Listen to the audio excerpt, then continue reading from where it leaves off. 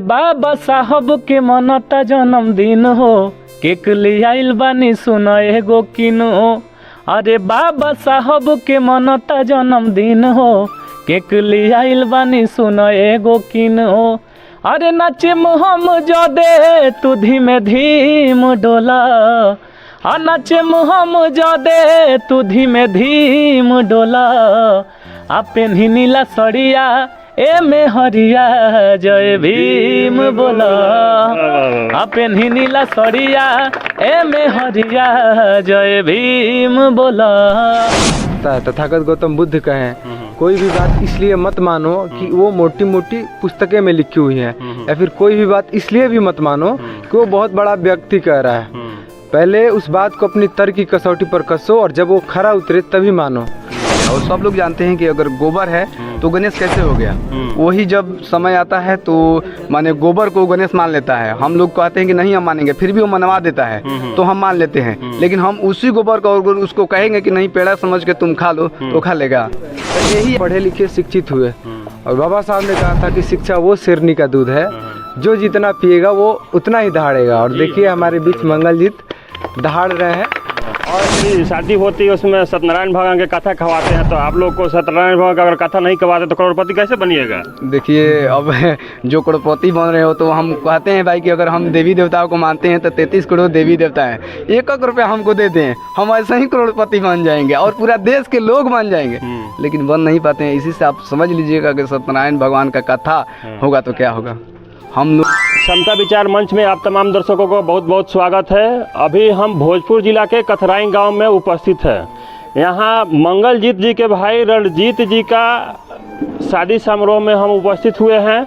यहाँ बताया जा रहा है कि ये लोग अपने भाई का शादी ब्राह्मण विधि से ना करके बौद्ध विधि से कर रहे हैं। मंगलजीत जी आपका बहुत बहुत स्वागत है मेरे चैनल में। थैंक यू, बहुत बहुत आपका धन्यवाद भी। आप हमारे यहाँ आए और तमाम जो शादियाँ हो रही हैं और हमारे यहाँ जो बौद्ध धर्म से हो रही शादी उसको दिखाने की काम की। अच्छा, आपको ऐसा क्या लगा कि जो ब्राह्मण विधि से शादी होती है और आप लोग बौद्ध विधि से शादी करा रहे हैं, आखिर क्यों करा रहे हैं? देखिए जो ब्राह्मणवाद है, ब्राह्मणवाद में आप स्पष्ट रूप से जो पाखंडवाद है, आडंबर है, जहाँ कहा जाता है कि गोबर का गणेश, समझिए छोटी सी बात है कि गोबर का गणेश वो लोग मानकर उसको पैसा ऐंठने की हम लोग को काम करते हैं। और सब लोग जानते हैं कि अगर गोबर है तो गणेश कैसे हो गया। वही जब समय आता है तो माने गोबर को गणेश मान लेता है। हम लोग कहते हैं कि नहीं हम मानेंगे, फिर भी वो मनवा देता है तो हम मान लेते हैं। लेकिन हम उसी गोबर को अगर उसको कहेंगे कि नहीं पेड़ा समझ के तुम खा लो तो खा लेगा।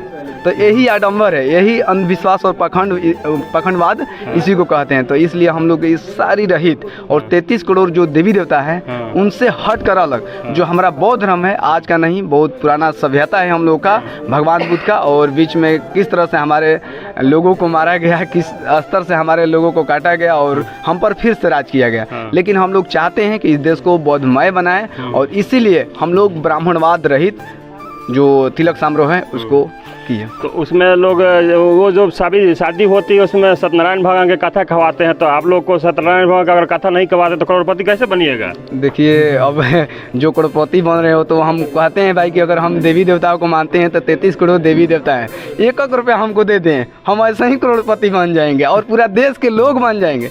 लेकिन बन नहीं पाते हैं। इसी से आप समझ लीजिएगा कि सत्यनारायण भगवान का कथा होगा तो क्या होगा।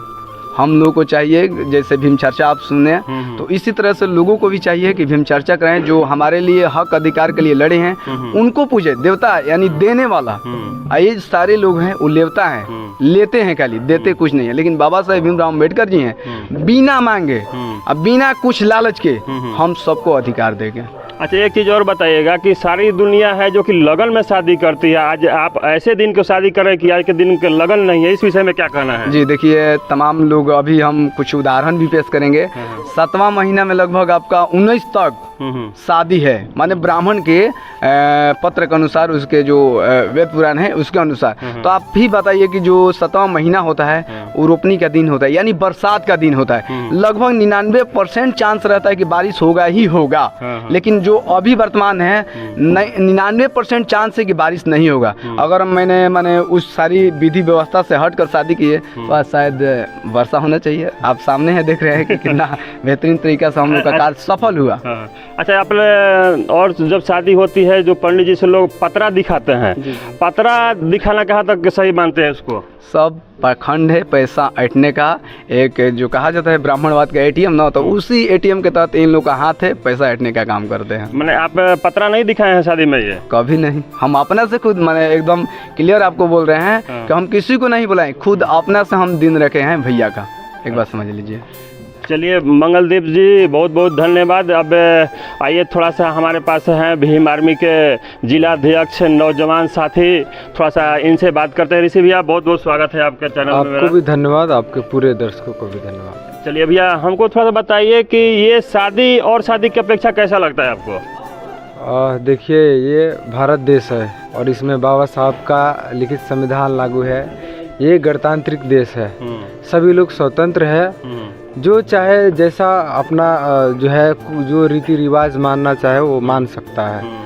और अन्य जो लोग हैं अन्य तौर तरीका से जो है, ये तरीका मुझे अच्छा लगता है। अच्छा, ये जो शादी ब्याह में जितना सारा पखंड करवाया जाता है, जैसे कि भाई जी बताए कि गोबर को पूजा करवाया जाता है, दूब घास को पूजा करवाया जाता है, ये सब बात कहाँ तक सही है? देखिए, इंसान जो है जैसे जैसे शिक्षित होता है वैसे वैसे अपनी तर्क की कसौटी पर जो है अपनी बात को कसता है। तथागत गौतम बुद्ध कहें, कोई भी बात इसलिए मत मानो कि वो मोटी मोटी पुस्तकें में लिखी हुई है, या फिर कोई भी बात इसलिए भी मत मानो कि वो बहुत बड़ा व्यक्ति कह रहा है।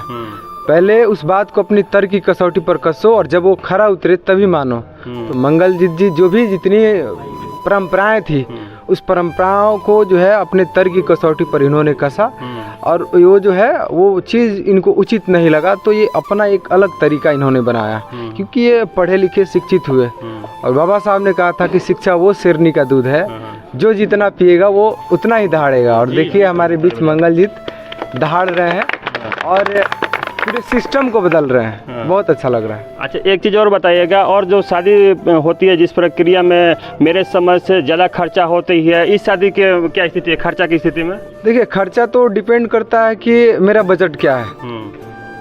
और दूसरे जो तौर तरीके हैं शादी का, उसमें जो है ना चाहते हुए भी लोगों का मतलब पैसा खर्च होता है, ना चाहते हुए भी। और इन्होंने जो तरीका अपनाया